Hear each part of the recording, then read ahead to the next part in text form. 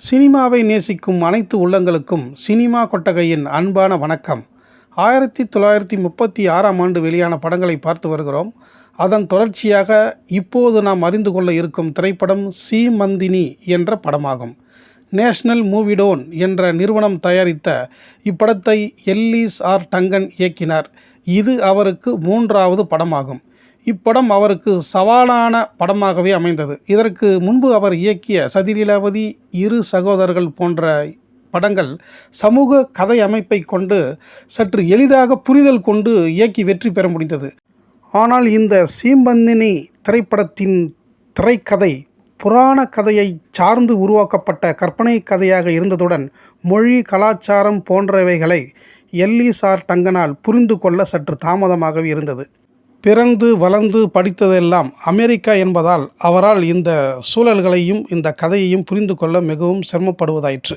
இத்திரைப்படம் மாயாஜால காட்சிகளை கொண்டதால் மிக மிக கவனமாக கதையை கேட்டு ஆங்கிலத்தில் கதையை எழுதி வைத்து கொண்டு காட்சிப்படுத்தினார். ஒவ்வொரு காட்சியையும் ஆங்கிலத்தில் பல தடவை படித்து பார்த்த பிறகே படமாக்கினார். கருப்பு வெள்ளை படக்காலங்களில் லைட்டிங் செய்வது சாதாரணமானதல்ல. அதை நன்றாக கற்றுணர்ந்து படத்தினை எடுத்தார் எல்லிஸ் ஆர் டங்கன். சீமந்தினி என்ற பெயருக்கு அர்த்தம் சோமவார விரத மகாத்மியம் என்ற பொருள். அதாவது பெண்கள் தங்களின் விருப்பங்களை நிறைவேற்றிக் கொள்வதற்காக குறிப்பாக துன்ப காலங்களில் செய்யும் ஒரு பண்டைய சடங்காகும். இனி கதைக்கரு என்னவென்று பார்ப்போம். சீமந்தினி என்னும் இளவரசி ஒரு இளவரசனை காதலித்து திருமணம் செய்து கொள்கிறாள். சில தீய மனிதர்களின் நோக்கங்களால் அவர்கள் பிரிக்கப்பட்டு கணவன் பாம்புகளின் உலகமான நாகலோகத்திற்கு அழைத்து செல்லப்படுகிறார். அவரை மீண்டும் கொண்டு வர சீமந்தினி சோமவார விரதத்தினை செய்கிறாள். நாரதர் மற்றும் பல கடவுள்கள் தலையிட்டு ஆசீர்வதிக்கப்பட்டு தன் கணவனை மீட்டிக் கொள்கிறாள் இளவரசி சீமந்தினி. இதுதான் இப்படத்தின் கதை கருவாகும். இளவரசி சீமந்தினியாக தமிழ் சினிமாவின் முதல் கதாநாயகியாக ரசிகர்களால் மிஸ் ராஜலட்சுமி என்று போற்றப்பட்ட டிபி ராஜலட்சுமி தனது தனித்துவமான பாணியில் தலைப்பு வேடத்தில் அபாரமாக நடித்ததுடன் பாடியும் அசத்தினார். அவரின் கணவராக புகழ்பெற்ற கர்நாடக இசைக்கலைஞரான கிருஷ்ணமூர்த்தி அவர்கள் நடித்தார். இப்படத்தின் நாரதராக நடித்த ராஜகோபால் ஒரு சிறந்த ஹார்மோனிய வாசிப்பாளராக இருந்தார். அது மட்டுமன்றி பல படங்களில் இசையமைத்தும் இருந்தார்.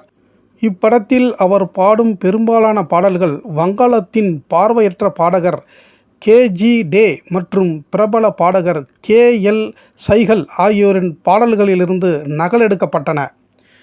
இப்படத்தில் 3 இலக்க சம்பளம் பெறும் தாடி வைத்த முனிவராக சிறு வேடத்தில் தெலுங்கு நடிகர் சோபன் பாபு நடித்து அறிமுகமாகியிருந்தார். ஒளிப்பதிவை ஜித்தன் பானர்ஜி செய்திருந்தார். சவுண்ட் பதிவை டின்ஹாஷே ஹெய்ரானி செய்திருந்தார். பாடல்களை திருச்சி டிவி நடராஜர் எழுதியிருந்தார். கலையை டிஎஸ் மணி செய்திருந்தார். 15,000 அடியில் எடுக்கப்பட்ட சீமந்தினி திரைப்படம் கணவனை மீட்க போராடும் கதையை சொன்ன முதல் படமாக தமிழ் திரையுலகில் வந்ததுடன் நடிப்பு தாரகை டிபி ராஜலட்சுமி மற்றும் எம்ஆர் கிருஷ்ணமூர்த்தியின் நடிப்புக்காகவும் நாகலோக மாயாஜாலங்களுக்காகவும் இப்படம் பரபரப்பாக ஓடியிருக்கின்றது.